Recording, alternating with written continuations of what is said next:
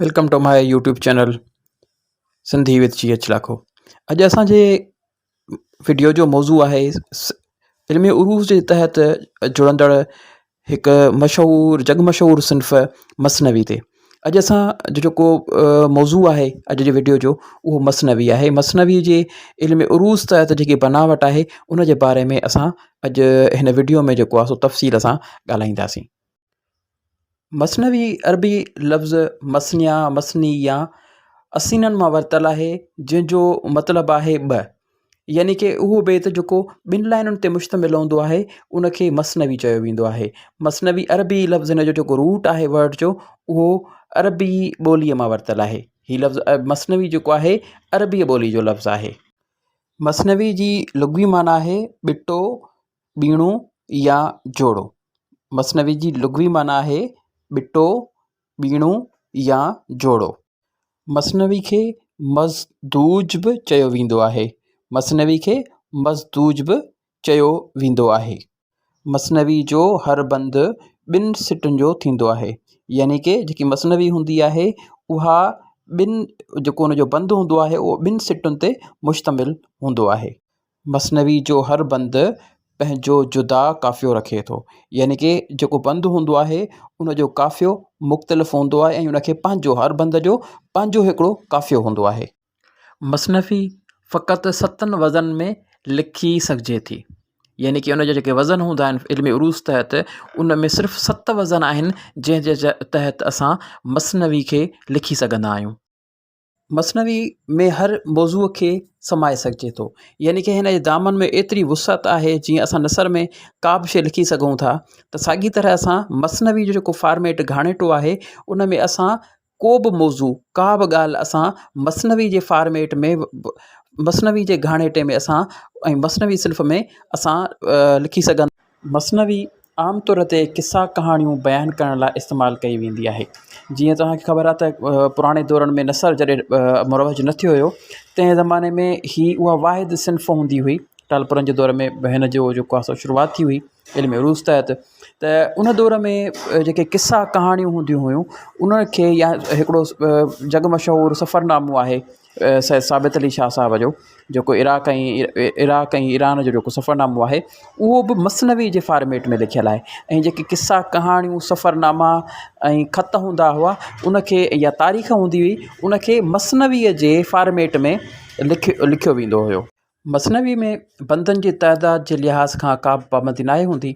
उन जे बरअक्स गज़ल में बंदनि जी पाबंदी हूंदी आहे। मिसाल जी ॻाल्हि आहे, अॻिए वीडियो में असां पढ़ी आया हुआसीं त गज़ल में घटि जेके बंद आहिनि उहे 5 हुजणु घुरिजनि, वधि खां वधि 25 बंद हुजणु घुरिजनि। पर मसनवी उहा जेकी वाहिद सिन्फ़ आहे जंहिंमें बंदनि जी का बि पाबंदी न हूंदी आहे। तव्हां 5 खां वठी 500 5000 बंदनि ताईं बि हिकिड़े मसनवी लिखी सघंदा आहियो। ऐं हीअ उहो वाहिद सिन्फ़ आहे जंहिंमें असां बंदनि जी का पाबंदी न हूंदी आहे। केतिरियूं मिसराऊं केतिरा बंद तव्हां लिखी सघो था उन में तव्हां हीअ वाहिद सिन्फ़ आहे जंहिंमें तव्हां बंदनि जी पाबंदी खां आज़ादु हूंदा आहियो। मसनवी में उहा पाबंदी न हूंदी आहे त हिन जा समूरा बंद हम काफ़िया हुजनि, जीअं गज़ल ऐं क़सीदे लाइ ज़रूरी आहे। मक़सदु चवण जो इहो आहे त जेके मसनवी जा जेके बंद लिखंदा आहियूं असां 5000 लिखूं, 4000 लिखूं, 4 लिखूं, 40 लिखूं, जेतिरा बंद लिखूं उन में असां जे लाइ ज़रूरी कोन्हे त हर बंदि जेको आहे मथे बंद सां जेको आहे सो हम काफ़िया हुजे। हर बंदि मुख़्तलिफ़ थी सघे थो, पंहिंजो हम काफ़िया आवाज़ नथो थी सघे। हर बंदि पंहिंजी बनावट जो हूंदो आहे ऐं हुनजो पंहिंजो मुख़्तलिफ़ जेको आहे सो काफ़ियो हूंदो आहे। मसनवी जो बानीकार या मवजद फ़ारसी ॿोलीअ जो मशहूरु शाइर शेख फ़रीदुद्दीन अत्तार आहे। शेख फ़रीदुद्दीन अत्तार हिन सिन्फ़ मसनवी जी बाक़ाइदे सां शुरूआति कई ऐं सभ खां पहिरीं जेको मसनवी आहे उहो शेख फ़रीदुद्दीन अत्तार फ़ारसी ॿोलीअ में लिखणु शुरू कई। अचो त हाणे असां मसनवी जे उरूज़ीअ जे तहत इल्मी उरूज़ तहत सम्झाणे खे ॾिसूं। हिन 3 लाइनुनि जो पहिरियों बंदि आहे ज़माने खे जो ज़ोर में यादि हो सोई पहलवान नामे मीलाद हो। हाणे तव्हां पहिरियों बंदि तव्हां ॾिसो हिन में हो ऐं हो ॿई हम काफ़िया आवाज़ आहिनि, त हिन जो पहिरियों बंदि जेको आहे सो पाण में हम काफ़िया आवाज़ आहे। वरी ॿिए बंद ते अचूं था, अदालत शुजाअत व मुरवत रखियाई। दयानत, अमानत व हशमत रखियाई।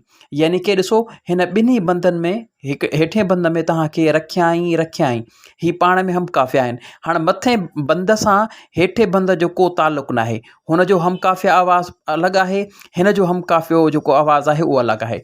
उन खां पोइ अचे थो उहो शाह काऊ सखे दिलि पसंदि विहारियाई सो तख़्त ते अर्जुमंद।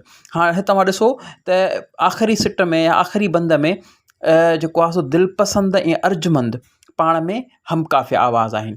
त असां चई सघूं था त जेको इल्म उरूज़ तहत मसनवी लिखी वेंदी आहे त उनजो जेको हमकाफ़िया आवाज़ हूंदो आहे हर बंद जो मुख़्तलिफ़ हूंदो आहे। हर बंद जो जेको हमकाफ़िया आवाज़ हूंदो आहे उहो जुदा जुदा हूंदो आहे।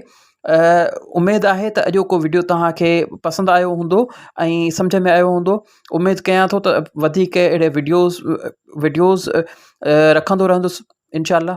मुंहिंजे चैनल खे सब्सक्राइब कयो ऐं बेल आइकन खे दॿायो त जीअं तव्हांखे अहिड़ा इंफॉर्मेटिव वीडियोज़ अॻिते आऊं ॾींदो रहां।